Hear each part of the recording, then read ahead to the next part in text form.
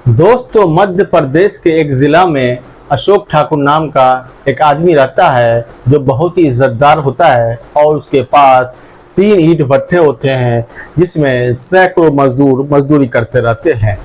और उस ईंट भट्टे में एक लड़की 12वीं पास करके अभी अभी आई थी मजदूरी करने के लिए, जिसको देखकर भट्टे मालिक का लड़का पूरी तरह से दीवाना हो जाता है और उसके प्यार में पागल हो जाता है। तभी उस लड़की की माँ लड़के को बोलती है कि मालिक साहब, आप मेरे लड़की के पीछे मत बनिए, नहीं तो दुनिया जब देखेगी तो फिर बदनामी मेरे ही सर आएगी, क्योंकि हम ही गरीब लोग हैं और सारी बदनामी हम पे ही थोपी जाती है। दोस्तों, इस वीडियो के माध्यम से पूरी कहानी जानने से पहले आप लोगों से एक छोटी सी रिक्वेस्ट है कि आप लोग अगर चैनल पर नए हैं तो चैनल को सब्सक्राइब ज़रूर कर दें ताकि मेरा हौसला बढ़ता रहे। दोस्तों, मध्य प्रदेश के एक ज़िला में एक अशोक ठाकुर नाम के भट्टा मालिक रहते हैं जिसके पास 3 ईंट भट्टे थे और उस पर सैकड़ों मजदूर मजदूरी किया करते थे। उसमें अभी अभी एक मजदूर मजदूरी करने आई थी जो लड़की थी और उसकी उम्र सिर्फ 18-19 साल की थी। अशोक ठाकुर जी के फैमिली में सिर्फ 4 लोग थे। अशोक ठाकुर, उसकी पत्नी और एक लड़का जो बीटेक की पढ़ाई कंप्लीट करके जॉब कर रहा था बेंगलोर में, और एक लड़की थी जो लखनऊ में एमबीबीएस की पढ़ाई कर रही थी। दोस्तों, जब उनका लड़का बीटेक की पढ़ाई करके बेंगलोर में जॉब कर रहा था और उसकी सैलरी मुश्किल से 30 से 35 हज़ार रुपये थी, तभी अशोक ठाकुर जी अपने बेटे राहुल से बोलते हैं कि ए राहुल, तुम क्या नौकरी कर रहे हो, 30-35 हज़ार की नौकरी कर रहे हो, एक काम करो, नौकरी छोड़ के चले आओ, हमारे पास खुद ही सैकड़ों मजदूर काम करते हैं और फिर वैसे भी मेरी उम्र बढ़ती जा रही है, एक काम करो, तुम वहाँ से रिजाइन मार के आओ और यहाँ से फिर अपने ईंट भट्टे को चलाओ। राहुल अपने पिताजी की बात मानता है और बेंगलोर से नौकरी छोड़ करके अपने गांव चला आता है और अपने पिताजी के ईंट भट्टे को चलाने लगता है। एक दिन राहुल की नज़र अचानक एक लड़की पर पड़ती है जो लड़की अपने पैरों से मिट्टी को मुलायम कर रही थी, उसमें पानी डाल रही थी ताकि मिट्टी को मुलायम किया जा सके। जब राहुल की नज़र उस लड़की पर पड़ती है तो वो लगातार लड़की को देखे ही जा रहा था, और चूंकि लड़की थी ही इतनी खूबसूरत कि कोई भी उसको देखता तो देखता ही रह जाता। और राहुल ने भी जब उस लड़की मजदूर को देखा तो उसकी नज़र उस लड़की पर टिक गई और उसी के बारे में वो ख्यालों में गुम हो गया और उसी को देखता रहा। थोड़ी देर बाद जब तभी लड़की देखती है कि अशोक जी का लड़का बराबर उनको गौर से देख रहा है, तो वहाँ से उठती है और अपना दुपट्टा अपने सीने पर रखती है और वहाँ से निकल जाती है। फिर अशोक जी का लड़का राहुल वहाँ से चला जाता है। दूसरे दिन फिर सुबह सुबह राहुल अपने घर से निकलता है और ईंट भट्टे की तरफ जाता है। फिर देखती है कि वो लड़की अपने पैरों से ईंट बनाने की कोशिश कर रही है, मिट्टी को मुलायम करने की कोशिश कर रही है, उसमें पानी डाल रही है। तो तभी राहुल नाम का ये लड़का फिर से उसको गौर से देखने लगता है, और फिर जब वो लड़की की नज़र राहुल पे पड़ती है तो फिर वो शर्मा जाती है और अपना दुपट्टा उठाकर फिर से अपने सीने पर रख लेती है और साइड में खड़ी हो जाती है। इसी तरह 4 दिन तक ये होता रहा और राहुल और उस लड़की की नज़र एक दूसरे को देखती रही।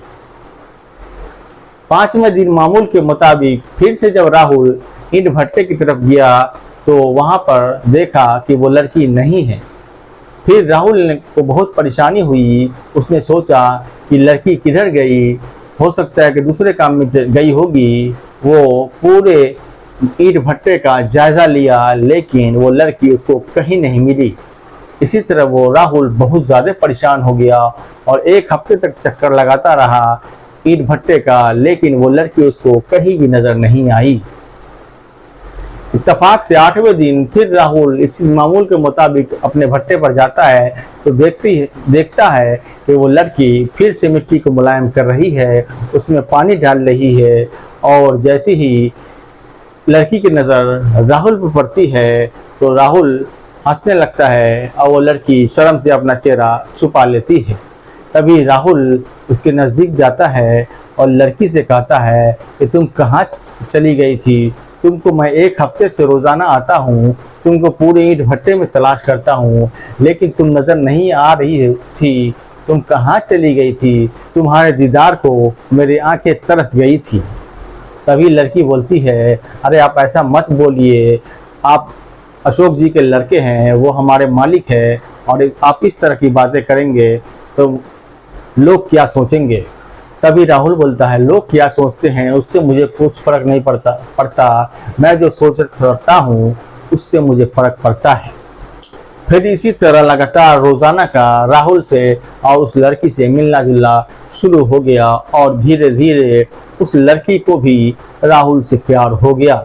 और इसी तरह रोज़ाना वो भट्टे पर राहुल आता और उससे बातें करता, आँख मचौली करता, और उसके बाद एक दिन ऐसा हो गया कि राहुल और वो लड़की बात करते करते एक दूसरे के गले लग गई और एक दूसरे से चिपक गई, और चिपकी भी ऐसे कि 10 सेकंड, 20 सेकंड, 50 सेकंड नहीं बल्कि 2 मिनट तक वो दोनों एक दूसरे को बाहुओं में भरे हुए चिपकी रही। तभी पीछे से उस लड़की की माँ आती है और देख लेती है कि मेरी बेटी और राहुल एक दूसरे से चिपके हुए हैं। फिर वो पीछे हटती है और एक ज़ोर का आवाज़ करती है चप्पल का, जिससे ये दोनों अलग हो जाते हैं।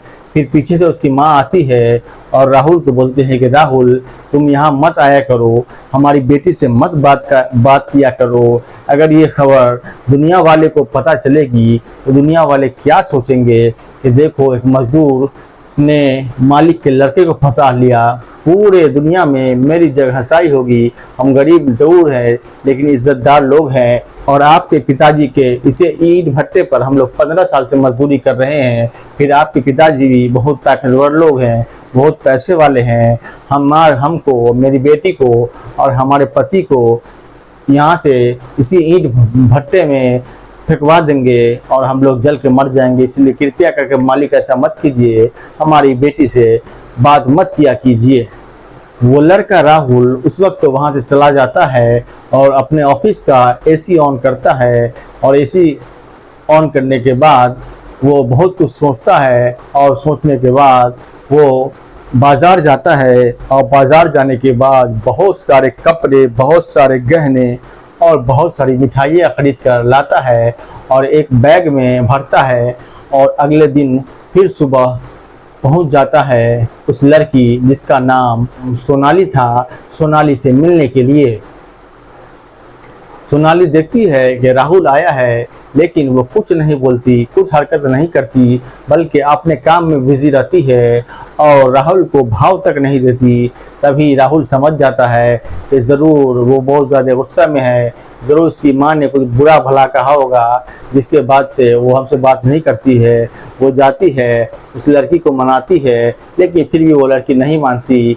तभी राहुल उससे पूछता है कि तुम कितनी पढ़ी लिखी हो? तो सोनाली बोलती है कि मैं 12वीं पास हूँ। फिर राहुल पूछता है कि किस सब्जेक्ट से तुमने 12वीं पास किया है? तो वो बोलती है कि मैंने साइंस लेकर 12वीं पास किया है।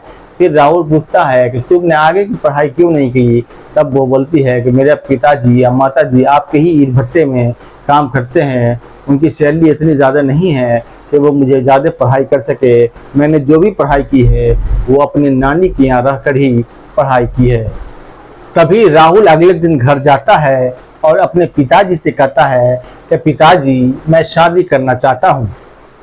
तभी उसके पिताजी अशोक ठाकुर जी है, वो बोलते हैं कि शादी कर लो, इसमें कौन सी बड़ी बात है, मैं तो चाहता ही था कि तुम शादी कर लो। तभी राहुल बोलता है कि मैंने एक लड़की देख ली है, वो बहुत ही अच्छी लड़की है। पिताजी बोलते कोई बात नहीं, वो उसमें तुम्हारी खुशी में हमारी खुशी है, तुम जिससे शादी करना चाहते हो कर सकते हो। तभी राहुल डर जाता है और बोलता है कि पिताजी मैं जिस लड़की से शादी करना चाहता हूँ वो बहुत ही गरीब घराने की लड़की है और बहुत ही लोअर फैमिली से बिलोंग करती है। तभी अशोक ठाकुर जी बोलती है चलो गरीबी अमीरी की इसमें कोई बात नहीं है, लड़की पढ़ी लिखी होनी चाहिए। तो राहुल बोलता है हाँ लड़की पढ़ी लिखी तो है लेकिन बहुत ज़्यादा नहीं है, लेकिन ठीक ठाक पढ़ी लिखी है। तो अशोक जी पूछते कितनी पढ़ी लिखी है? तो राहुल बोलता है कि 12वीं पास है, लेकिन उसकी नॉलेज ग्रेजुएशन और पोस्ट ग्रेजुएशन वाले से भी ज़्यादा है, मैंने उसको चेक किया है। फिर उसके पिताजी बोलते ठीक है, तुम जिससे बोलोगे मैं उससे शादी कर दूंगा। तभी राहुल बोलता है मैं जिस लड़के से शादी करना चाहता हूँ वो लड़की अपने ही ईंट भट्टे में मजदूरी करती है। इतना ही सुनना था कि अशोक जी के तलवे के नीचे से पाँव खसक जाता है। वो बहुत परेशान हो जाते हैं, बहुत हैरान होते हैं और गुस्से में अपने जो मैनेजर होते हैं उसको बोलते हैं कि जाओ सोनाली नाम की लड़की, उसके पिताजी और माताजी को तुरंत बुला के लाओ। अशोक जी बहुत गुस्से में होते हैं और अपने बीवी को बोलते हैं तुम अंदर जाओ, तुम अंदर ही रहो, अभी हम इन लोगों का हिसाब करते हैं। राहुल अंदर से डर जाता है, घबरा जाता है कि वो सोनाली नाम की लड़की आएगी और उसके पिताजी भी साथ में आएंगे, माताजी भी आएंगी। तब पिताजी क्या करने वाले हैं उसके साथ पता नहीं। उनका मैनेजर सोनाली और उसके माता पिता को बुलाने के लिए जाते हैं तो सोनाली के माता पिता डर जाते हैं। उनको तो ये कहानी मालूम ही थी। उनके माता पिता तुरंत मैनेजर का पैर पकड़ लेते हैं और कहते हैं कि मैनेजर साहब मुझे माफ़ कर दीजिए, हम गरीब लोग हैं, मेरी बेटी गलती कर बैठी है, लेकिन मैं माफ़ी चाहता हूँ। और मालिक साहब से बोलिए कि मेरी बेटी को माफ़ कर देने के लिए, हम लोग गरीब लोग हैं। तभी उसके मैनेजर बोलते हैं पहले घर तो चलो, मालिक किस लिए बुला रहे हैं मुझे भी कुछ पता नहीं है और राहुल को भी कुछ पता नहीं है। तभी वो सोनाली, उसके पिताजी और उसकी माताजी अशोक ठाकुर जी के घर पहुंचते हैं और जैसे ही घर पहुंचते हैं वैसे ही सोनाली की माँ तुरंत अशोक ठाकुर जी का पैर पकड़ लेती है और कहती है मालिक माफ़ कर दीजिए, क्षमा कर दीजिए, मुझसे बहुत बड़ी गलती हो गई है। मेरी बेटी नादान थी, बहुत कम उम्र है, गलती कर बैठी है, आपके लड़के को दिल दे बैठी है, मुझे माफ़ कर दीजिए। कल ही मैं और मेरा पूरा परिवार आपके भट्टे को छोड़ कर चला जाएगा, कृपया करके माफ़ कर दीजिए। इतने में अशोक ठाकुर जी लड़की की तरफ देखते हैं तो लड़की बहुत ज़्यादा ही सुंदर थी, बहुत खूबसूरत थी। फिर उससे कुछ बातें करते हैं तो लड़की उसके स्वभाव से ये पता चल जाता है कि लड़की पढ़ी लिखी और होशियार है। फिर अशोक ठाकुर जी अंदर से अपनी पत्नी को आवाज़ देते हैं। उनकी पत्नी को आती है तो अशोक ठाकुर जी बोलते हैं कि देख लो ये तुम्हारी बहू है और देखने में कैसी है। तो उसकी पत्नी बोलती है कि मेरी बहू होने वाली बहू तो लाखों में एक है, बहुत ही खूबसूरत है। उतने में सब लोग ठाके मार के हंसने लगते हैं और अशोक जी उस मजदूर को, सोनाली के पिता को गले लगा लेते हैं और बोलते हैं समधी जी आज से आप लोग समधी बनने वाले हैं और हमारे बेटे राहुल और सोनाली की शादी हम लोग यहीं बड़े धूमधाम से करेंगे। तभी उसके पिताजी बोलते हैं कि मालिक मैं तो एक मजदूर हूँ, मेरी उतनी औकात कहाँ है कि मैं इतना जान दहेज आपको दे पाऊँ और आप लोगों को खुश कर पाऊँ। तभी उसके पिताजी बोलते हैं दान दहेज की कोई ज़रूरत नहीं है, 15 साल से तुम और तुम्हारी बीवी हमारे ईंट भट्टे में काम कर रहे हो और बहुत ही ज़्यादा ईमानदारी से काम करते हो, ये मैं 15 साल से देख रहा हूँ। आज इसका भी इनाम तुम लोगों को देखते हो। और सोनाली के पिता को वो गले से लगा लेते हैं और बोलते हैं समझे जी शादी मुबारक हो।